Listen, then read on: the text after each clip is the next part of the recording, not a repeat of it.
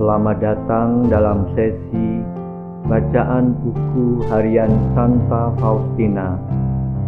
Para opa, oma, bapak, ibu, dan sahabat-sahabat sekalian, mari kita baca dan dengarkan bersama-sama. Buku harian Santa Faustina nomor 1391 sampai 1395. Hari ini, ketika sedang makan malam di ruang makan, aku merasakan tatapan mata Allah di dalam lubuk hatiku. Kehadiran Allah yang sedemikian nyata memenuhi jiwaku, sehingga sejenak aku tidak tahu di mana aku berada. Kehadiran Allah yang membahagiakan ini terus memenuhi jiwaku, dan kadang-kadang aku tidak dapat menangkap apa yang sedang dikatakan oleh para suster kepadaku. Segala kebaikan yang ada dalam diriku terjadi berkat Komuni Kudus. Dari Komuni Kudus, aku mendapatkan segala sesuatu. Aku merasakan bahwa api kudus ini telah mengubah aku sama sekali. Oh, betapa bahagianya aku menjadi suatu tempat kediaman bagimu, oh Tuhan. Hatiku adalah bait tempat Engkau tinggal terus-menerus. Yesus, Maria, Yosef. Yesus, kesukaan jiwaku, roti para malaikat. Seluruh diriku terbenam di dalam Engkau. Aku menghayati hidup ilahimu, sama seperti para pilihan di surga. Dan kesejatian hidup ini tidak akan berhenti meskipun aku dibaringkan di dalam kubur. Yesus Sang Ekaristi, Allah yang tak dapat mati, yang tanpa henti tinggal di dalam hatiku. Apabila aku memiliki Engkau, kematian pun tidak dapat merugikan aku. Kasih menuturkan kepadaku bahwa aku akan melihat Engkau pada akhir kehidupan. Diresapi oleh kehidupan ilahimu, aku menatap mantap ke surga yang dibuka bagiku. Kematian akan pergi dengan wajah tersipu-sipu, dengan tangan hampa. Karena kehidupan ilahimu memenuhi jiwaku. Memang atas kehendak kudusmu, oh Tuhan, kematian harus menyentuh jasadku.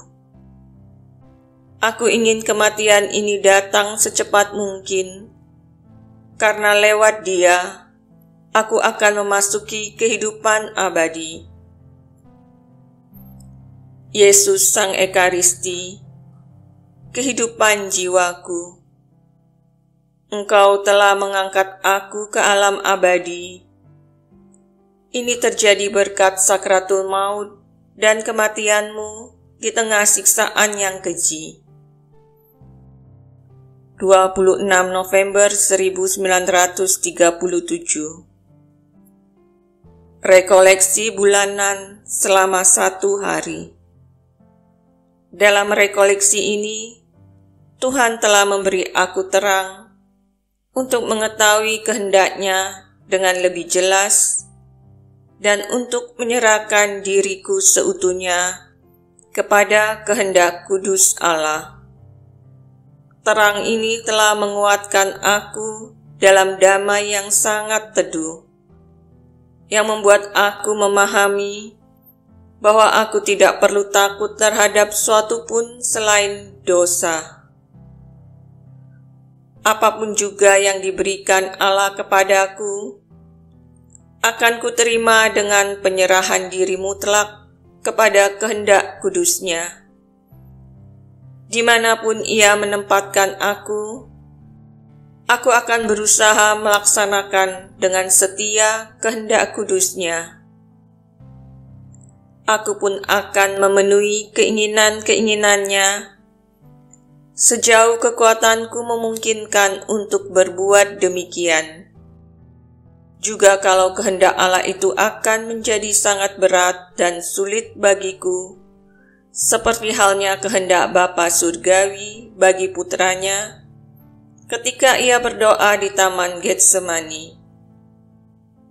Kini aku memahami bahwa kalau kehendak Bapa Surgawi dipenuhi dalam diri putra kesayangannya, dengan cara seperti itu, kehendaknya akan dipenuhi dalam diri kita dengan cara yang persis sama, dengan menderita, dianiaya, disiksa, dicela. Lewat semua inilah jiwaku menjadi seperti Yesus. Dan semakin besar penderitaan, semakin jelas bahwa aku sedang menjadi seperti Yesus. Inilah jalan yang paling pasti. Seandainya sejumlah jalan lain lebih baik, Yesus pasti sudah menunjukkannya kepadaku. Penderitaan-penderitaan sama sekali tidak mengusik kedamaian hatiku. Di lain pihak, meskipun aku menikmati damai yang sangat teduh, damai itu tidak meringankan penderitaan yang aku alami. Meskipun wajahku sering tertunduk ke bawah dan air mataku mengalir deras, pada saat yang sama jiwaku dipenuhi dengan damai dan kebahagiaan yang mendalam. Aku ingin menyembunyikan diri di dalam hati-Mu yang Maha Kudus, laksana setetes embun di dalam mahkota bunga. Tempatkanlah aku dalam mahkota itu terhadap kebukuan dunia ini. Tidak seorang pun dapat memahami kebahagiaan yang dinikmati hatiku dalam kesendiriannya, dalam kesendirian bersama Allah. Demikian telah kita baca dan dengarkan bersama-sama buku harian Santa Faustina hari ini. Kita akan lanjutkan bersama-sama besok di waktu yang sama. Berkah dalam.